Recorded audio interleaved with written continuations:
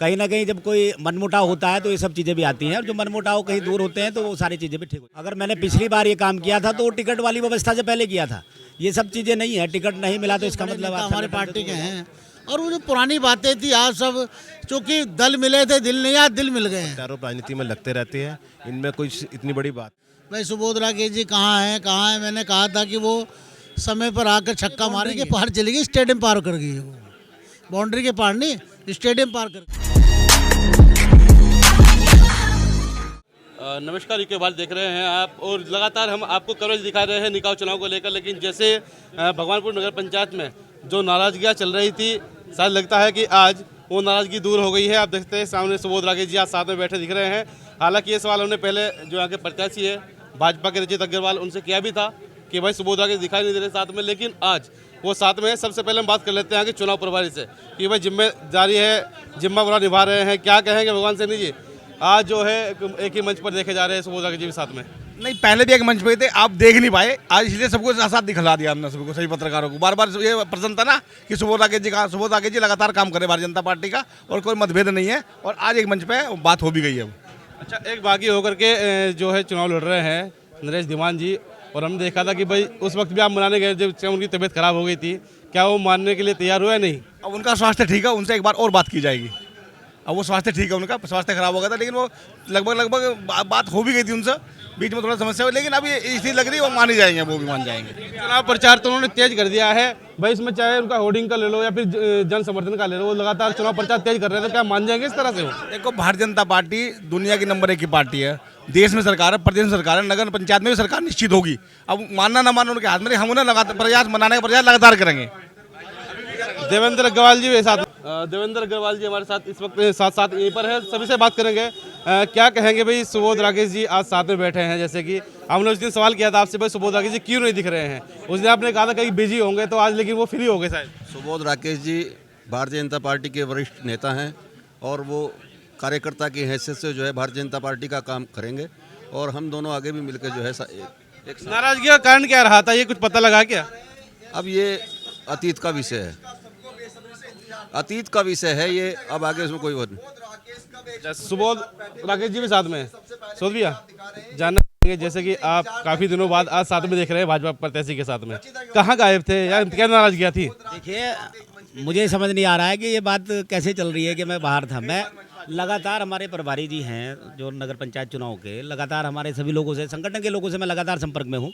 1-2 meeting भी हो चुकी है, आपकी मीडिया के माध्यम से वायरल भी हो चुकी है, तो ऐसा नहीं है, मैं पहले से ही व्यवस्था में हूँ। निश्चित रूप से भारतीय जनता पार्टी का मैं कार्यकर्ता हूँ, और भारतीय जनता पार्टी का कार्यकर्ता मतलब अनुशासन के साथ, सिस्टम के साथ आगे बढ़ने का काम करता है। टिकट की दौड़ में आप भी थे, लेकिन टिकट नहीं मिला, कहीं वो नाराजगी तो नहीं थी ना? देखिए, टिकट का मेरा लक्ष्य नहीं था, मेरा लक्ष्य जो है वो विधानसभा है। ये मेरा लक्ष्य नहीं, मैं 5 साल नगर पंचायत भगवानपुर को चला चुका हूँ, और पूरी व्यवस्था यहाँ की इस क्षेत्र के सम्मानित लोगों की हमने अपने बोर्ड के समय में बनाई। विकास कार्यों की बात हो, अन्य चीज़ों की बात हो, पूरी व्यवस्था के साथ हम इस क्षेत्र के तमाम सम्मानित लोगों के साथ खड़े रहे, और आगे भी ये व्यवस्था उसी प्रकार से चलती रही थी। पहले भी भारतीय जनता पार्टी का बोर्ड था, भविष्य में भी अब ये जो चुनाव चल रहा है इसमें भी पुनः भारतीय जनता पार्टी का बोर्ड बनने जा रहा है। अच्छा, हमारे एक इंटरव्यू में आपने कहा था कि देवेंद्र अग्रवाल जी पे कुछ आरोप भी लगाए थे, क्या वो आरोप सही हो गए अब? देखिए, राजनीति आरोप प्रत्यारोप चलते रहते हैं, एक समय होता है हर चीज़ का, व्यवस्थाएं बदलती हैं। आप लोगों ने देखा है राजनीति में कोई नया विषय नहीं है, कहीं ना कहीं जब कोई मनमुटाव होता है तो ये सब चीज़ें भी आती हैं, और जो मनमुटाव कहीं दूर होते हैं तो वो सारी चीज़ें भी ठीक हो जाती हैं।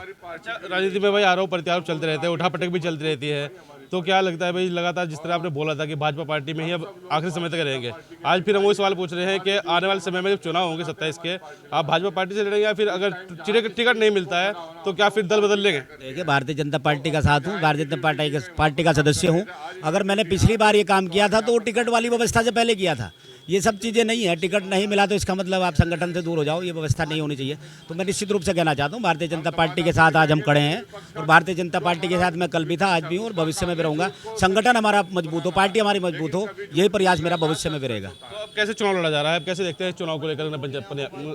मजबूत स्थिति में है निश्चित रूप से, और आने वाली 25 तारीख में कन्फर्म हो जाएगा। भारतीय जनता पार्टी का यहाँ चेयरमैन बना और बोर्ड बना है। क्या संदेश देंगे भगवानपुर की जनता को? देखिए, निश्चित रूप से मैं कहना चाहता हूँ, पूरी व्यवस्था के साथ हम जनता के बीच में रहते हैं, और जनता के बीच में रहते आए हैं, और भविष्य में भी रहेंगे। तो मेरा सभी से आप लोगों के माध्यम से कि व्यवस्था के साथ मजबूती सिस्टम के साथ खड़ा होना चाहिए और जो काम करने वाली व्यवस्था है, सिस्टम है, पार्टी है, उसके साथ खड़ा होना चाहिए। तो ये थे सुबोध राकेश जी हमारे साथ में थे। अभी जो भाजपा के प्रत्याशी है उनसे भी हम बात करते हैं आगे चल के। तो भारतीय जनता पार्टी के जो प्रत्याशी है रचित अग्रवाल, वो भी साथ में यहीं पर बैठे हैं मंच पर।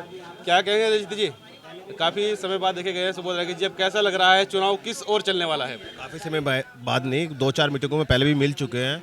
हमने पूर्व में भी कहा था कि भारतीय जनता पार्टी का सभी कार्यकर्ता एक मंच पर रह के काम करेगा और भगवानपुर नगर पंचायत हम भारी अंतरों से जीतने का काम करेंगे। अच्छा, बताया जा रहा है भाई, जो वो आरोप लगा रहे थे पहले भाई कई भू माफिया के या फिर आपके जो है जमीन कब्जाने वाले या और अन्य तरीके के, क्या वो आरोप अब सही हो गए हैं? क्या कहेंगे?